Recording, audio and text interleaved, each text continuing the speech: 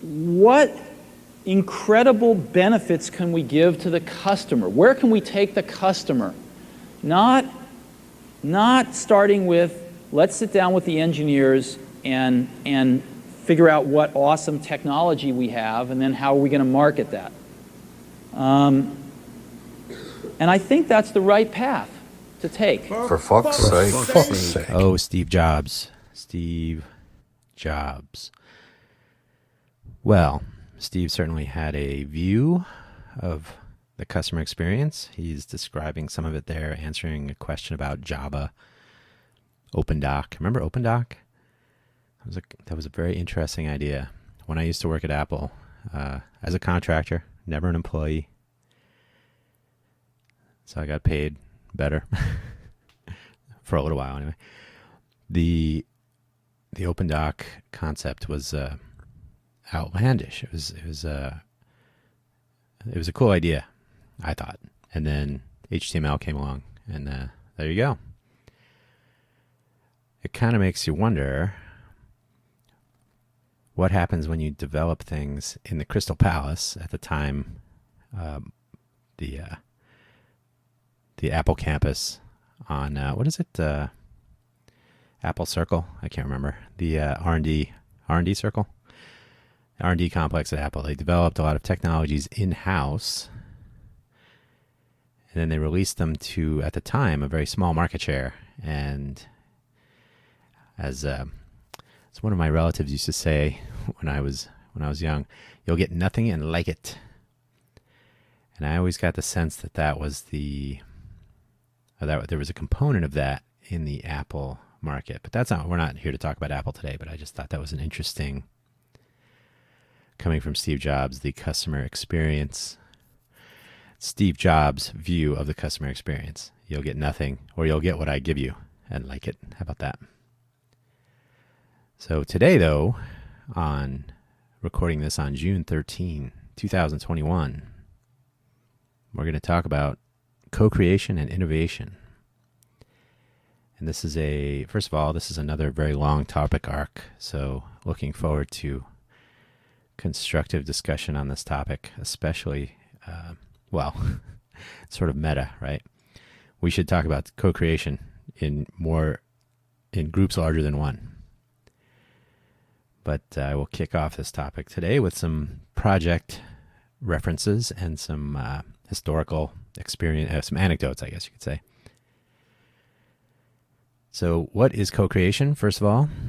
Very loosely speaking, I'll find industry definitions, I suppose, stick them in the show notes, which are available at our Substack newsletter presently. So when I publish a podcast, I publish an episode, I publish a newsletter with the show notes instead of doing. Sorry, I was doing a little typing there. Instead of doing the show notes in the podcast description in the RSS, the confines of the RSS feed, that will be minimal, and then you can go to ffstalk.substack.com and you can check out the show notes. Eventually there will be a website, I promise. Once our listenership enters the realm of interested in what we're doing here. So, co-creation. Essentially, you can design your product or service. It can be technological. It can be as simple as a piece of furniture, a piece of wooden furniture, or maybe metal. But doesn't need any technology necessarily. It could be a pet rock. It could be anything. And it could be a service as well. So it could be food delivery. It could be, online weather reporting. Who knows? It could be anything. So you can take your idea and you can implement it. So you can ponder, you can imagine, you come up with your vision and where you want it to go. You run it, make it happen, and you put it in the market. or you make it available in general, however you do that, and you see what happens. And market forces would give you your feedback, right? Ooh, nobody likes my product. Or, hey, everybody bought it and now I'm sold out, and now people are copying the design, and I got a patent. So it could be anywhere on probably even a bigger spectrum than that. So you've designed something, you've deployed it, and you see what happens.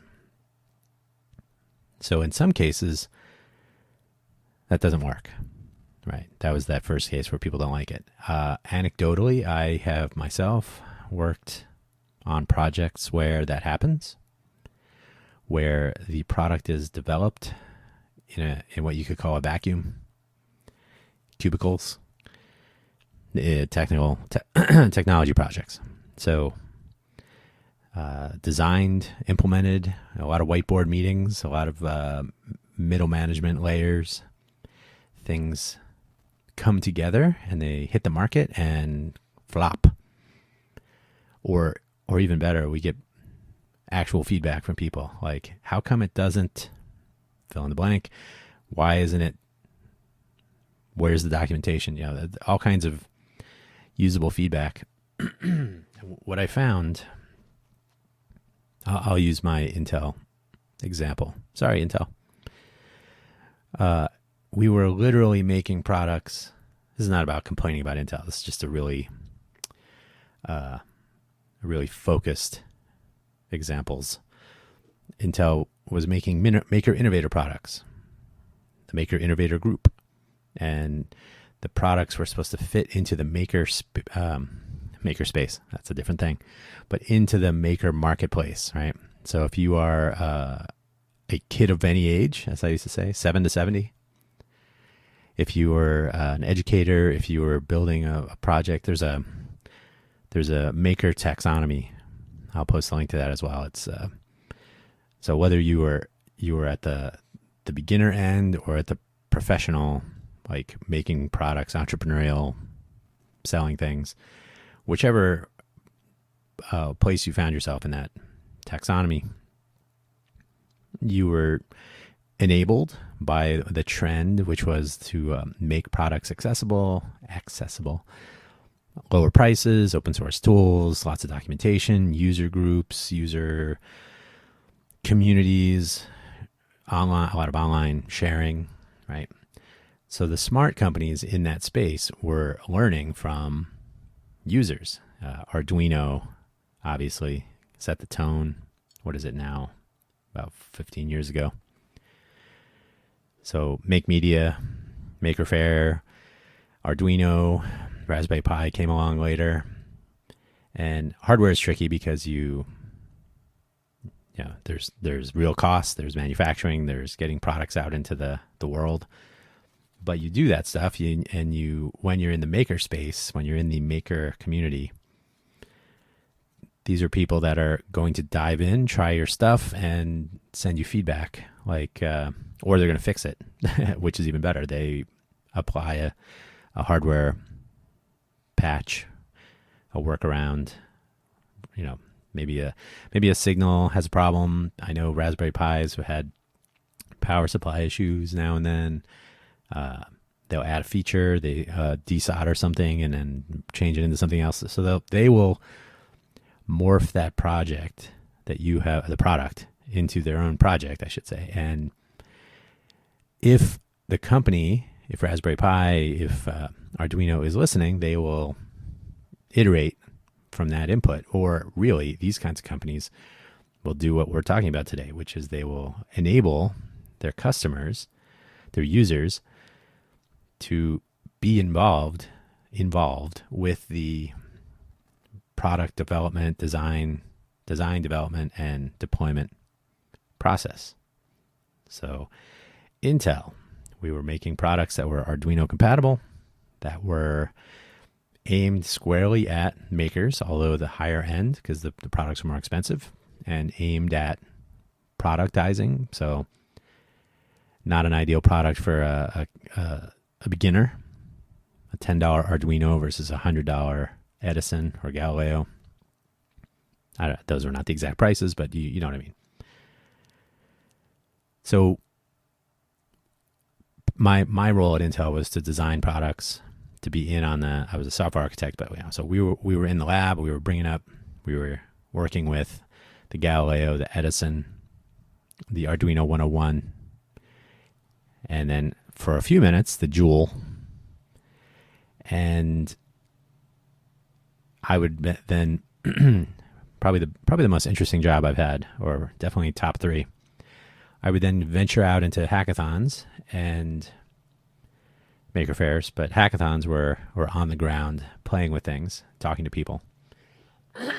Excuse me. And then they would use Edison, for example. That was probably the most travel I did. So here's an Edison. I would hand them hardware. They would open the box. It would take forever to get them up and running because the documentation was weird. The process involved like out-of-box update software on the device, and that always took forever. And then they could be up and running. And then there were just enough issues, enough dark parts of the docs, or things just weren't quite right so that people could get very easily frustrated and confused. I saw this happen time and time again.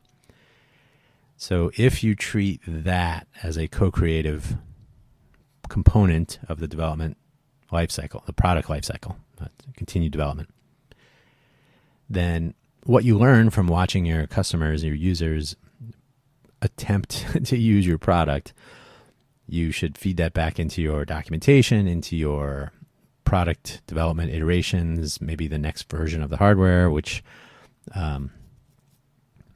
did happen with Galileo, for example, a fairly substantial version or generation 2. So if you have an opportunity to sit next to your users or your customers, right? If you test drive a car and you don't like it, the person from the dealership in that model sitting next to you has just heard from a customer that the product didn't work for them.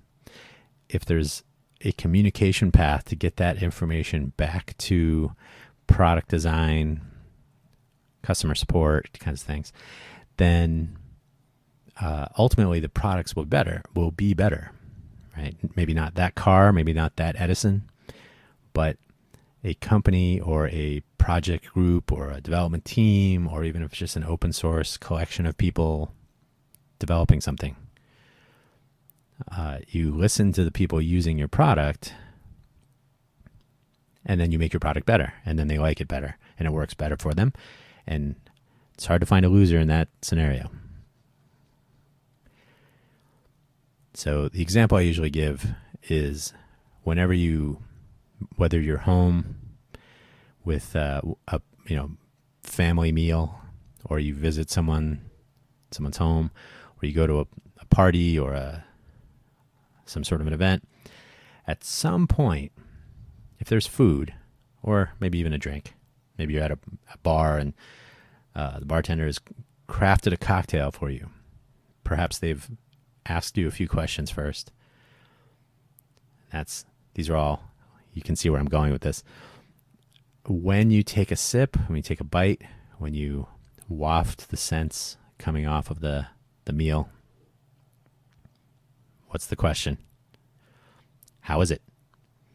And if you say something like, it's a little bit salty, or it's a little sour, or it's, you fill in the blank. Maybe your cocktail is a little bit strong, or maybe it's a little bit too much citrus, or whatever it is. The person who has asked you that question will do one of two things. Well, maybe one of three.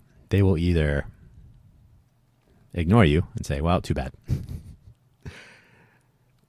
They will take it back and rush off and fix it.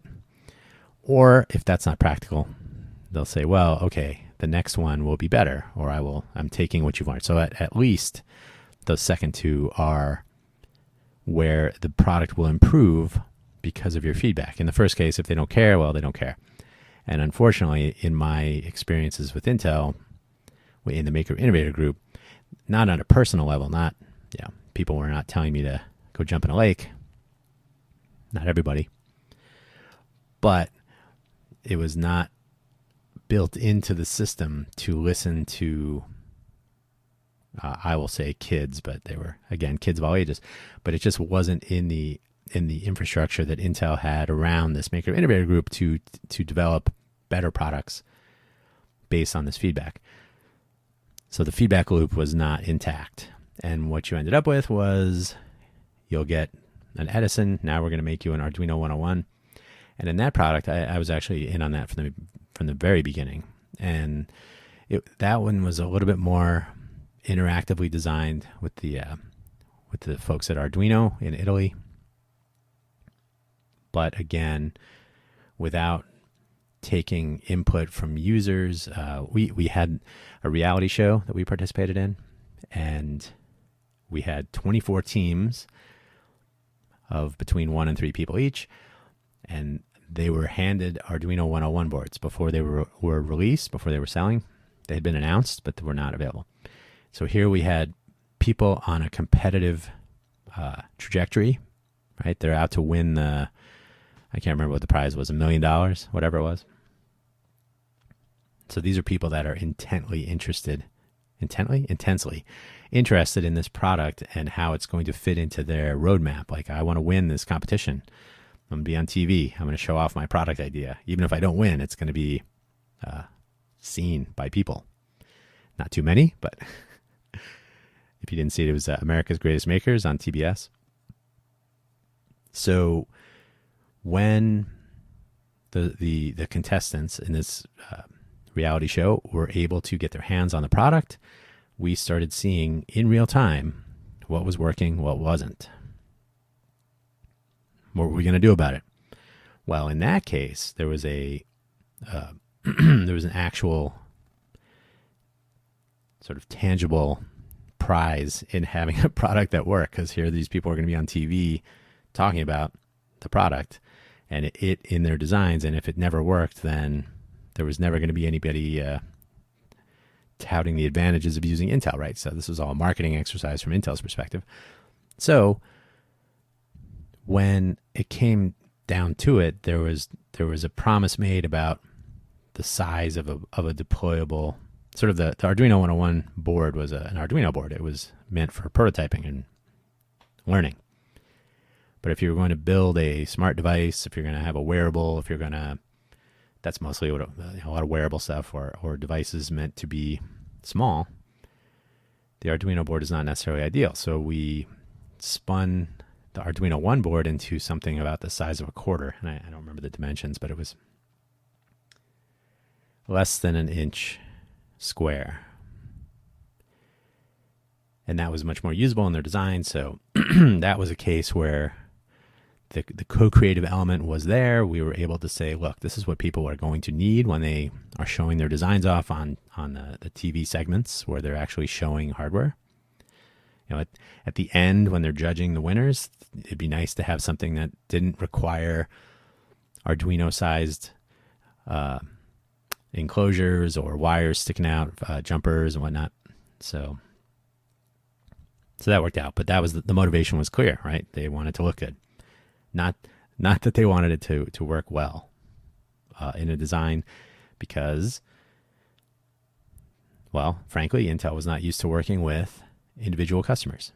And so that is the transition that we're talking about today, really, is a culture of, and if we look back at some of the topic arcs we've gotten started here in previous episodes, delivering big delta, changing the world, bringing change to people, or bringing people to change, maybe. Modern collaboration, how do people work together or not? Are they enabled or not? So co-creation, that mindset says, rather than sitting in a cubicle or sitting in a wood shop, furniture or whatever, in a kitchen, anywhere where products, services, devices, assistive technologies, I'll get to that in a second, where these things are being designed, conceived, designed, implemented, integrated, eventually sold, there's a place in that workflow, in that environment, for actual users, actual customers, people who will use your product or service, for them to participate and tell you when you are wrong. So often, we've talked about the downtown project, which it's something I don't want to harp on too much, but as an example of a city scale, or a small part of a city scale, interesting attempt at change, at new idea. It was very interesting because there was the illusion of co-creation, right? There was this illusion of participating by being downtown, the return on community, the community social events, the interactions, the access to various people that were driving this, access to Tony Hsieh, now the late Tony Hsieh, of course. Would the downtown project and the startups and small companies, individual entrepreneurs, would they have done better if all the people asked? Let me get some coffee here. Oh, no longer hot coffee. That's a bummer.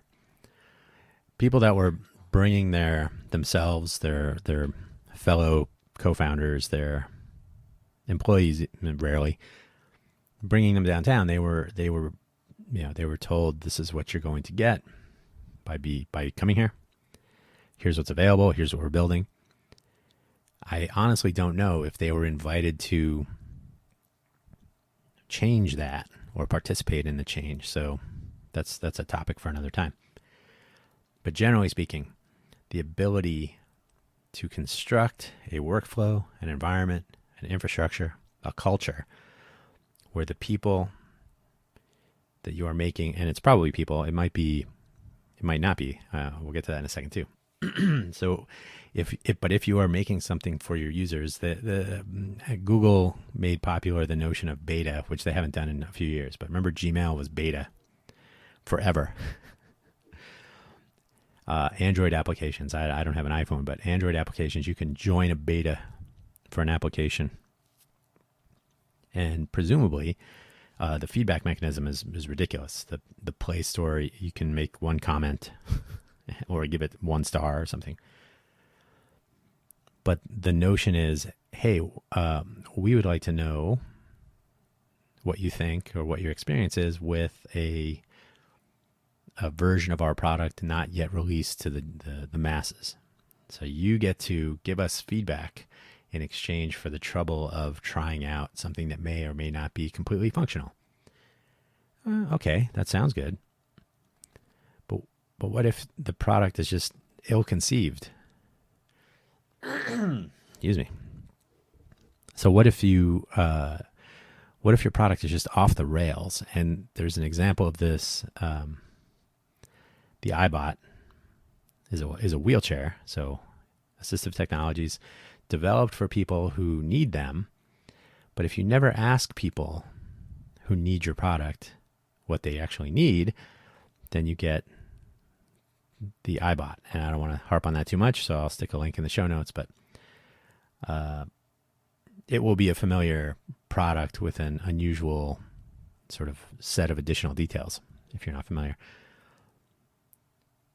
So if you design assistive technologies, or if you design anything for people to use, and again, it doesn't even have to be technological. It could just be furniture. It could be where does the doorknob go on a door? How wide should your door frames be inside a home? Ramps, lighting, all sorts of things that are not necessarily high tech. Maybe they're absolutely low tech or almost no tech. So we have the culture is actually more in place than some will realize. The casual individual, maybe your coworkers and colleagues may or may not know what a maker fair is. They may not know what a hackathon is. Would a hackathon arouse suspicion? Whenever I would travel I mentioned I would travel around the country for Intel, somewhat the world, but mostly domestic, United States. We would, on weekends, have hackathons, and Intel would sponsor, usually at a co-working space of some sort, IoT hackathons. Use the Edison. Here's a ton of sensors and other companion hardware, I guess, and turn your idea into reality. Make a thing, and you get free hardware. You get on-site support. That was why I was there, and a few other people from the developer relations group. And these participants would not only get the free hardware, they would get the collaboration in the room. It was a Friday to Sunday, so Friday evening, Friday afternoon, get some hardware, get up and running. Saturday all day hacking. Sunday, finish up, judging, prizes, and then leave with free hardware and good times, right? So if you were able to participate in this, you would walk away with this hardware. Ideally, Intel would walk away with a whole lot of notes about customer experience. How were people able to use our products? And that was not always a good story. But as I mentioned, that's where I did attempt to iterate on our documentation and some user experience, the out-of-box experience, and we got a little bit of pushback. But when I was going to these hackathons, pretty much every weekend, so it was a lot of heading to the airport. And if eventually I switched to using a ride share rather than leaving my car there over the weekend. And so catching a flight at 4 a.m. usually sparked some curiosity. So where are you headed? And so I like to get in Friday more early before we converge on the site and get things ready to go. So I'd catch a very early flight out of the Las Vegas McCarran Airport. Presently the McCarran Airport, I don't know if it's going to be Harry Reid, but either way. Where are you headed? And I would say hackathon. I'm going to a hackathon, work for Intel. And usually there'd be a response. These are people that are mostly not, or at the time, mostly not engaged with that sort of the community of makers and technology, whatnot. So what is a hackathon? Is that where they break into banks, or is that the Russians? Is that, it was always the bad use of the hacker term, which is unfortunate. The origin of hacker is from the good old days when college students at MIT and elsewhere were in the basement working all night, like as if you were cutting through a big tree stump and you're hacking away at it. So hackers are supposed to be a good thing. So hackathon is a cultural phenomenon of collaborative learning, ideation, right? Thinking about how to apply this free hardware I've been given to the idea that I came here with, or maybe one I just came up with, and you turn that into something that you can hold in your hand. It will blink or buzz or operate motors or do whatever. So hackathon, good. Hackathon marketing, a little bit tricky. So we came to use the term innovation sprint. The H word was eventually verboten inside Intel. Now outside, the target community, the people that these products were designed for, are still calling these gatherings hackathons, but to the world, you couldn't be fostering the what people thought was a bad thing. So that was tricky, but that was above my pay grade. So yeah, what is a hackathon? I don't know. And then I would explain it to, okay, that's interesting. And then sometimes they would have their kids or somebody in their family. Like, oh, I think, yeah, I've seen something like that. So it was interesting. And you know, slowly but surely, and hopefully now, several years later, the notion is intact. You know, Maker Faire is kind of suffered a little bit financially. Make Media, I can never remember. It's Maker Media or Make. I think it's Make Media. It used to be Make Magazine, and then it turned into a Maker Faire in San Mateo, and it was good stuff. But these are the culture of co-creation and collaborative development, education being put to use, usually for educational, robotics, art, creativity, typically on a smaller scale. But it's when you apply that to commercialization, when you make products better, or make better products, by involving the users and customers of the products in that process. And I mentioned mostly people. I was thinking of one of the contestant groups of America's Greatest Makers was actually creating a product that would go on a dairy cow, like an ear tag, but it was an IoT ear tag. And the data would be collected. It was transported over Bluetooth, so short range, low power. So their plan for what you could call eventual data sync was to have a device on a dog that would capture the data. So it was the other side of a Bluetooth connection, pairing, and it would wander around capturing data opportunistically as it came upon different cows out in the field, literally. And so the company that they formed was called Herd Dog, or the name of the project anyway. So Herd Dog was, yes, it was used ultimately by the farmer, dairy farmer. I guess it's a dairy farm, right? Not a ranch. They were decidedly dairy cow oriented, and that's a whole nother set of animal wellness concerns. But for the sake of this episode today, we're talking about the development of their product. They were basically making a product that would work with cows and dogs, and the data collected would then be reported to a farmer or other staff.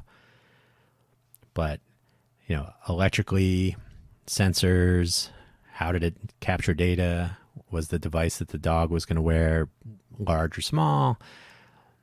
Would it be distracting? You know, all these things where you're literally trying things out on animals. So it doesn't always have to be a person. Usually is, but it doesn't have to be. You know, if you've ever designed an automatic pet feeder, there's a co-creation angle to that too.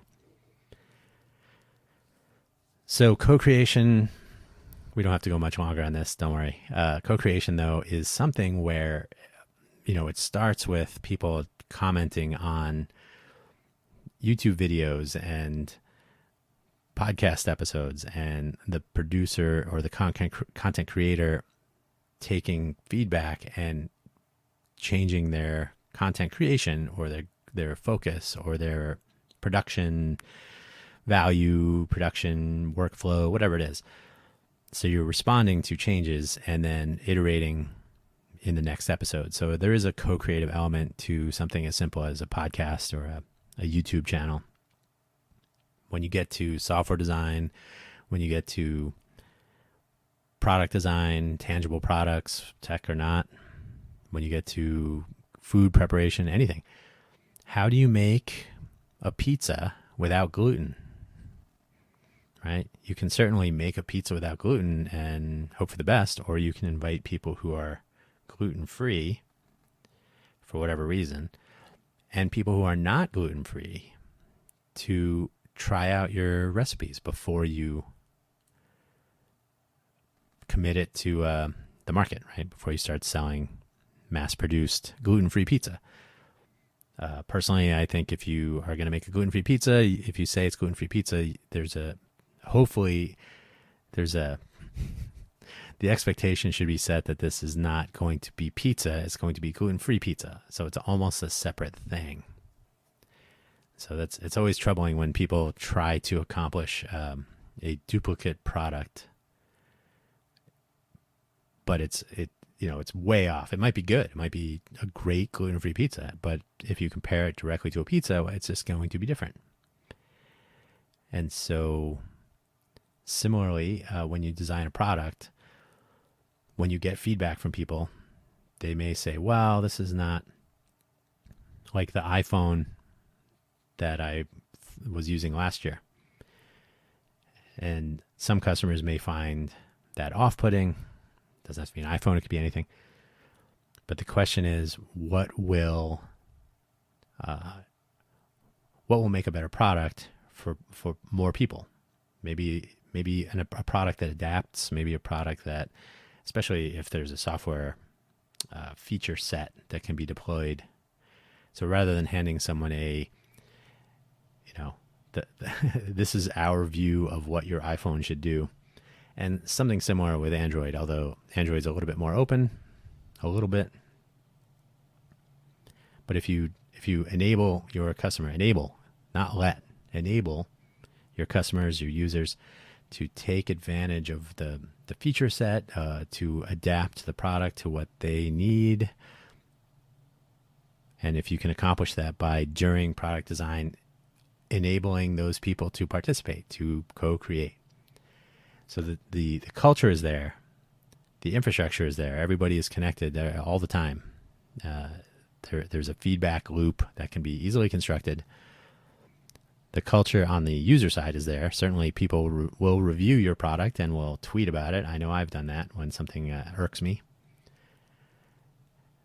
Android user interface, notifications, Toast. Why do we still have Toast notifications? Insane. So the question is whether product development, product design,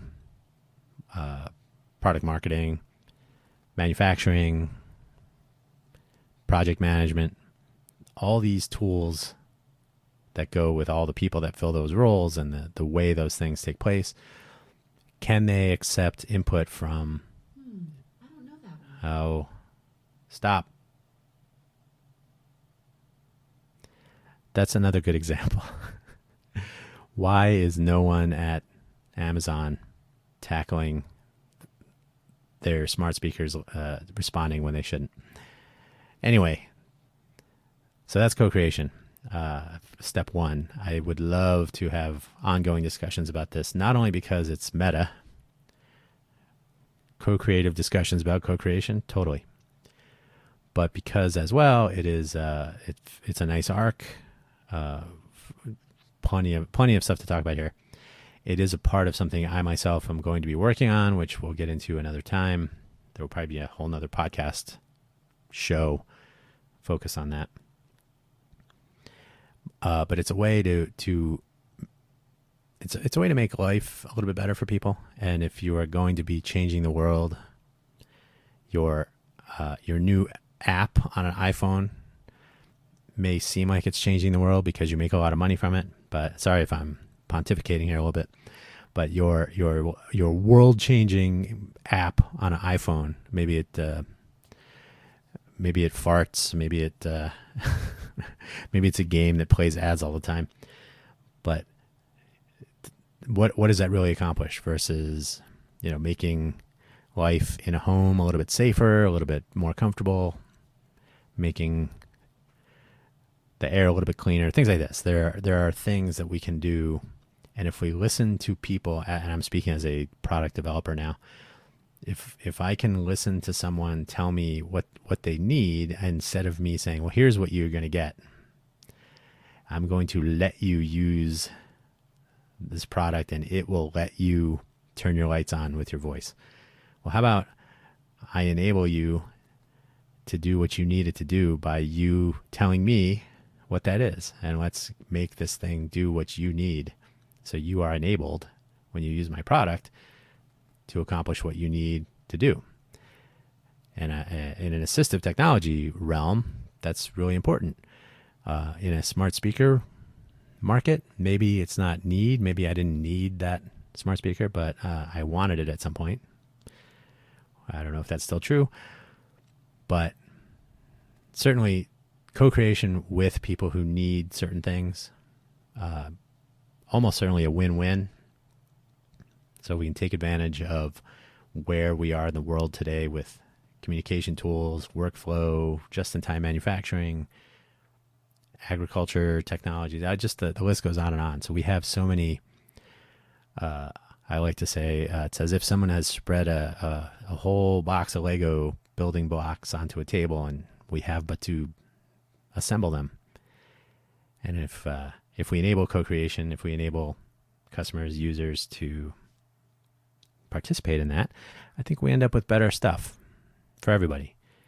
And so, again, not intending to be too preachy, but it just makes good sense, and it's based on my own experience. So I would love to speak with some makers and some hackathon folks and some people who are building products and making new devices and services and software, accessibility perhaps. If that's interesting to you, it certainly is interesting to a lot of people. So do not forget ffstalk.substack.com, show notes newsletter. It's been a couple of weeks, so not all shows have this. Eventually, the FFS Talk website will probably not take the same structure, but this is something where I would love to hear from people as these things are rolling forward. Kind of fits into the co-creation mold. If you would like to join in the conversation, I would love to enable you. That's what it's about. So, and it could be this or any of the various topic arcs or even a new one. So don't hesitate for a moment. You can email me directly, dhugo, DHUGO at ffstalk.com. So there you go.